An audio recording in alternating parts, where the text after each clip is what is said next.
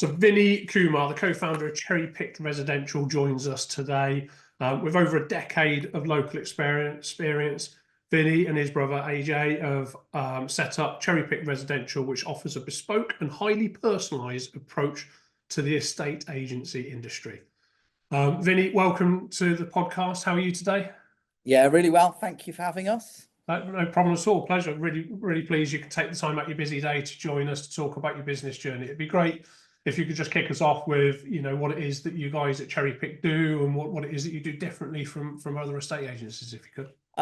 So myself and Ajay set up the business 6 years ago, both at senior levels in rival firms in estate agency, a very large corporate and a large independent. And we kind of got to the point where either we set up our own firm or we carried on climbing the corporate ladder, and we felt that we could provide a much better level of service, and we are very personable people, so we decided to launch Cherry Picked to deliver high service, high energy, and we were finding as we were climbing the corporate ladder, we were ultimately becoming less estate agents and more people managers and meetings, hiring, firing, that kind of thing, and that's not really our forte. So we decided we wanted to do what we were told by quite a few people, the unthinkable of launching an agency from scratch, limited company, and build it up, doing the mad thing of becoming a business owner. Yeah, absolutely. Yeah. So was there, I mean, there's going to be quite a few people that are in sort of corporate background and stuff, and obviously doing very well in that corporate environment, successful professionals. And imposter syndrome and self-sabotage can creep in, stopping people from doing what they dream of doing, setting up a business. Was there a defining moment that kind of was the catalyst that was right, we need to do it, or was it over time? Honestly, we were sat in Starbucks, myself and Ajay, and within a day we decided we're going to register it and just go for it. Okay.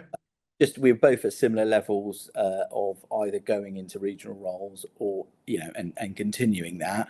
It was just losing touch of what we pride ourselves on. Sitting down on someone's sofa, shaking someone's hand, committing to doing a good quality job, whereas it started feeling like as if it was impossible to deliver on that realistically. The one thing I would say is that we've learned in our short time of launching the company is take advice of people that have actually in some capacity launched a business, succeeded at a business, wound down a business, rather than some individuals that have worked in the same and they successful and by their own right, but if they've only ever worked in a corporate role, they're not best placed to actually advise you on the complexities of actually starting their own business.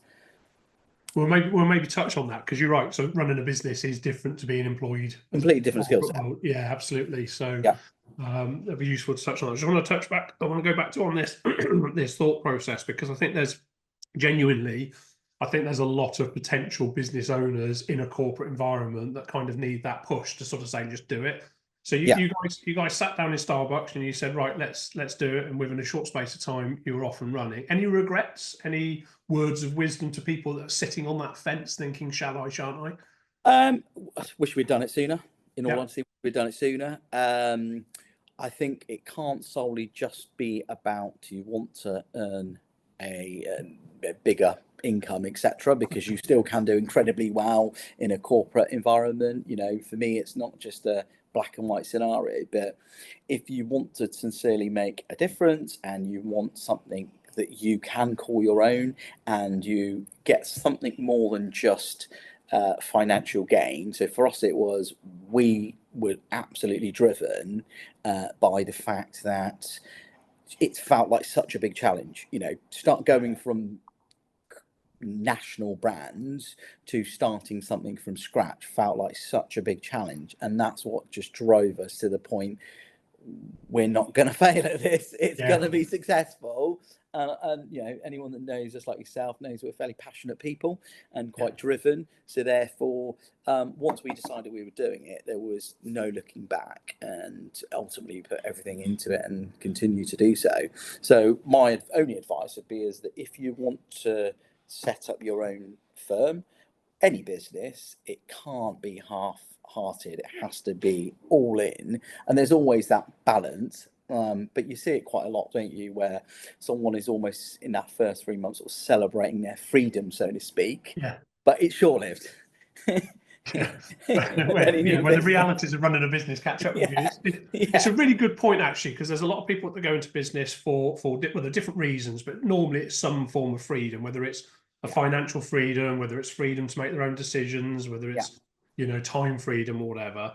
And again, you sort of touch on that motivation piece is so important. It's like the Simon Sinek "find your why" type thing, and it's finding that intrinsic motivator. So the extrinsic, which is the financial, which are the results of yeah, the efforts you put in, but kind of what is important to you individually from an intrinsic point of view, that actually is the motivation that can get you up every day to go through past the honeymoon period, go through those challenging yeah, days when they come really good. yeah, So, yeah. Sorry. sorry, go. I was going to say, for us, it's delivering a standout service with every Yeah, single client.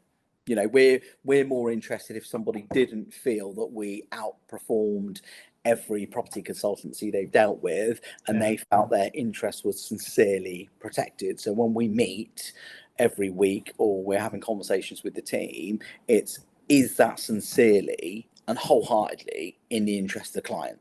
So for us, it's having an agency, and we've picked up a few accolades along the way, about service and our approach, and whether it's Google reviews, whether it's a yes, yeah, best independent, etc. Putting that all aside, it's, well, how did that client actually feel once they work with us, and more importantly, are we going to be the first people they think of when they look to sell future assets? yeah. Yeah, again, it's going back to those values and that intrinsic value that you guys have got around that customer service, bringing it to life in the organization with your behaviors, your decision making. That's at the root, that's at the sort of core of your decision making. So it comes to Yeah, life. And then the results come off of the back of that. yeah, But yeah, technically yeah, the absolutely. decisions are based on, yeah. And you are, I've known you for a while now, and your conversations we have is always around customer service and delighting the customers and that relationship that you build. Mm. If you had the opportunity to, with the benefit of hindsight and a time machine, had the opportunity to go back to those early days and do it all again and start again, would you do anything differently? And if you would do something differently, what would it be? The only one thing I would do different is simply in terms of your network. Surround Okay. yourself with a very, very niche network that, like I said before, have either launched a company, have got a growth entrepreneurial mindset, and mirror our philosophy towards clients. So they are high service, high energy, and Yeah. it's a client first approach. I don't see any value in taking advice of someone that's, let's say, worked in the same position for 30, 40 years on advising us on how to start a company, the behaviours of, how to run a company in terms of cash flow, because they haven't dealt with those issues. And I Yeah. think it's quite easy as a business owner to almost take lots of advice, but now I believe what we should have done is, like yourself, singled out the 6 or 7 people in our black book, and that's drastically grown over the years. Well, Dave obviously has set up multiple companies. He's run successful corporations, and he started something from scratch, built it up, helped other parties. So therefore, that's a much more constructive conversation. And actually, your value, and it's better that I spend 2 hours with you than have 4 coffees from individuals that, frankly, are not well placed to almost muddy the Yeah. waters. So in terms of the network, is just be a bit more selective of the individuals that you're taking advice from. It's sometimes difficult to do that, isn't it? To understand, exactly who fits into that network and stuff, and actually sometimes difficult to say, no, I'm not going to go to that sort of group anymore because of the It, it environments. yeah, and I think it is difficult, of course, but as time you grow as an individual and you grow as a business owner, I think that you almost gather the confidence to say, Mm. we did it very early on, that there's certain properties that we don't feel we're blessed best to Yeah. represent. So whether it's we've never sold, for argument's sake, park homes, and we don't believe our marketing, our approach is best placed for that. So we will happily go and meet and have a conversation with a client, and we'll recommend a company that might be better placed than us. So it's knowing where you add value and where you position yourself, I guess. So if and again, any entrepreneur or any company, we would be really honest that we work with 5 lawyers or how many mortgage advisors, and we've got existing relationships. So anyone that is looking to grow their network, they will value the fact that we'll be really honest to say, we're happy to meet you for a coffee, but we've got no intentions of taking our business elsewhere, because we're a loyal firm.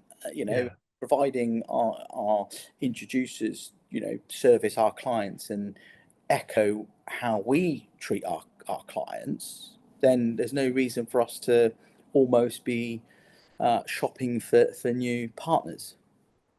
Yeah, so there's some really valuable lessons in there, and I think some of them around, clarity around vision in terms of where it is you want to go, where you sit in your marketplace, clarity around what you stand for in terms of those values, and what's important to you guys internally, and then identifying partners, people to surround yourself with, people to work with that actually then mirror that sort of have a collaboration.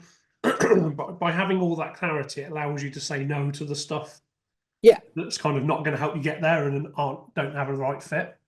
Because it's easy to say yes to stuff, isn't it? It's really easy to say, yeah, I'll do that. Yeah, I'll meet you. And before you know it, you're running around like a lunatic and not really being very productive. Yeah, so surrounding yourself with the right people is crucial to growth, and actually saying no to the opportunities that come along. Even if it's not no, I'm not going to do it. It's no, not now. It's not right for me now. Yeah. Postpone it. Yeah, really good. Yeah, and we've been in scenarios where we've found certain environments, certain rooms that we've frankly not been as established as we are now to add value to those businesses and those individuals. So I think it works both ways, and certainly any sensible business will respect and value that. Yeah. So let's talk about time for a second, because clearly you're a busy individual. You've got multiple things going on at once, any one time. Everybody's got 24 hours in a day. How do you manage your time? How do you make sure you're being productive on the things that you really need to be productive on? So we've got a pretty strong back office setup. So myself and Ajay primarily are dealing with the areas that we add value. So in terms of any particular transactions where it requires the more experienced hands, we will nurture that from the moment we put pen to paper all the way through, and then we ultimately just prioritizing. So we don't tend to take on more than 10 properties where we will personally be looking after them, but we have got a sensible team to manage and assist us and support us. Just being very clear on what you can sincerely manage, and where you won't commit to personally looking after someone or a development or a site if we're not going to see that through. Some of our clients specifically want to deal with us personally, whereas others, they follow the brand and they know what the brand represents and stands for, and they like the idea of dealing with the wider team. So it's really what works for you. So it sounds like you, as a business owner, you've recognised that actually because some business owners put their superhero pants on, put the cape on, and they're running around trying to do everything. But you've recognised actually there's a value in doing the things that you can, high value that you add value to, but also you enjoy. So that sort of skill fund matrix type sort of valuation. Actually do the things that you're good at, do the things that you enjoy, and then get the right team around you to complement your strengths. Admin and bookkeeping is not my forte. Same. Guilty as charged. We've got a fantastic PA, and she is an expert in that field. And that works. Like I say, I probably do marginally a bit more networking than Ajay. He does a bit more bookkeeping. Again, skill sets. It's just understanding ultimately what you are better at and where you're going to add more value to the business. And it goes back to that vision piece again, isn't it? What you're trying to achieve, what you guys are good at, Yeah, what skills you need to bring into the organisation and capabilities you bring into the organisation to yeah, complement definitely. them. So really good. So talk about the team then. So you've got some good people around you. What sort of things do you look for when you're bringing team members on? How do you make sure you get the right fit? And then how do you foster that sort of high performance team environment? Yeah, so I think for us, crucially, what we look for is really positive energy Yeah. and absolutely client first thinking. So it's not about what we have and haven't got going through. It's not about how it benefits the company. It's what genuinely. So we actually have a philosophy within the organisation, and it's simply a case of, if that was your mother's property, how would you go about it?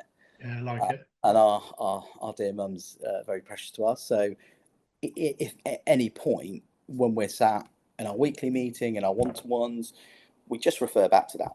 And I think with most sensible, decent people, they will want the best interest for the individual that gave birth to them. So, Yeah. frankly speaking, if it's in the client's interest, and if your mother was selling that property, that land, that asset, how would you go about it?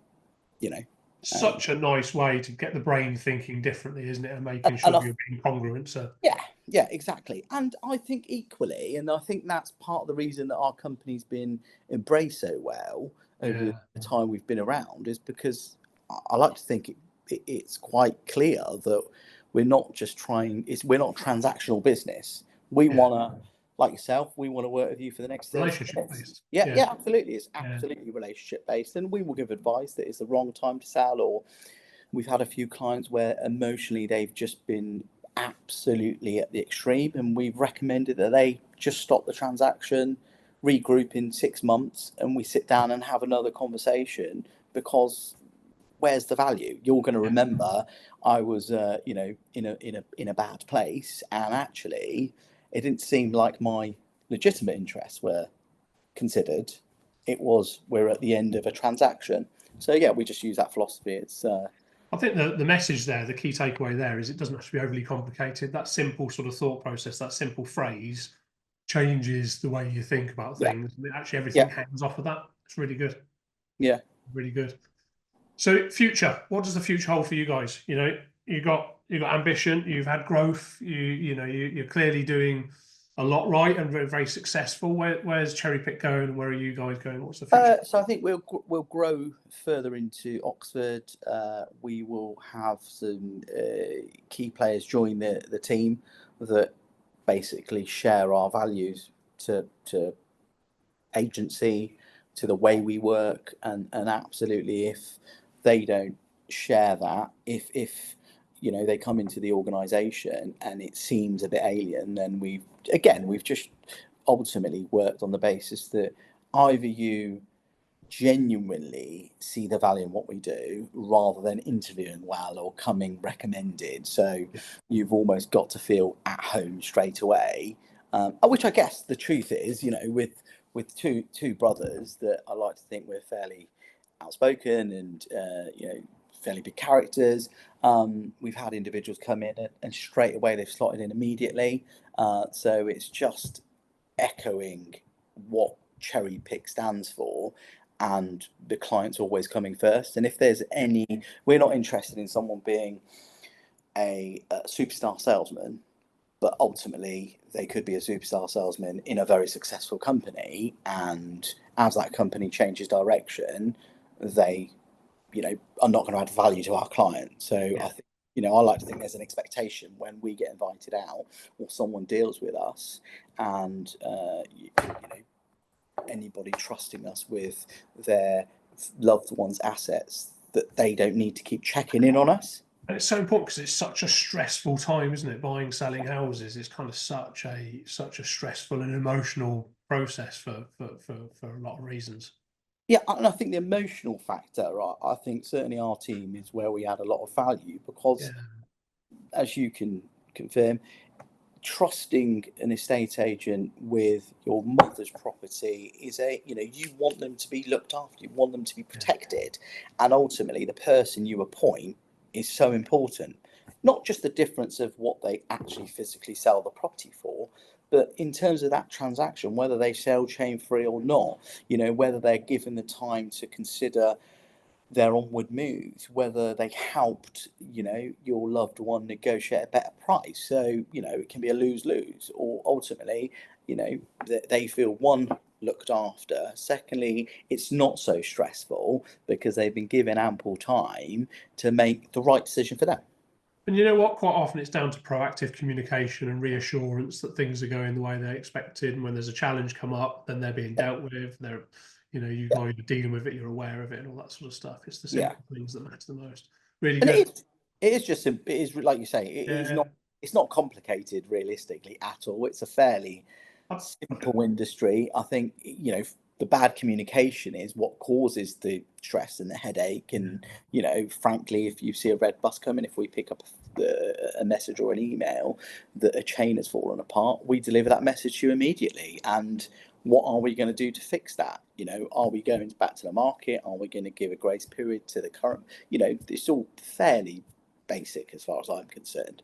It just comes down to I communication. think being in business technically is actually quite straightforward. Business is quite straightforward, and so it's not very easy. I'm not saying it's easy because there Yeah, are challenges, but the framework of business is actually quite straightforward. And we tend to, as human beings, we can try to overcomplicate things yeah, unnecessarily. And it sounds like yeah, you guys have got a really clear strategy, really clear idea of what you're doing, how you're doing it, living and breathing it, and obviously doing a great job. Vinny, it's been amazing talking to you today, listening to you about your experiences and the lessons that you've got for other business owners out there. Where can our listeners go to find out a bit more about Cherry Pick, to get in touch if they need to, and sort of follow your journey? So follow us on our socials. We're fairly active on social media, so Facebook, Instagram, LinkedIn. Obviously, cherrypickedresidential.co.uk, and you can contact us on any of those arenas. And yeah, always happy to have a conversation, whether it's property, land related. We do commercial, residential, lettings. Yeah, be keen to help anyone in the county. There you go. Vinny, thank you very much for your time. Pleasure. Thanks for having us. No problem. Take care.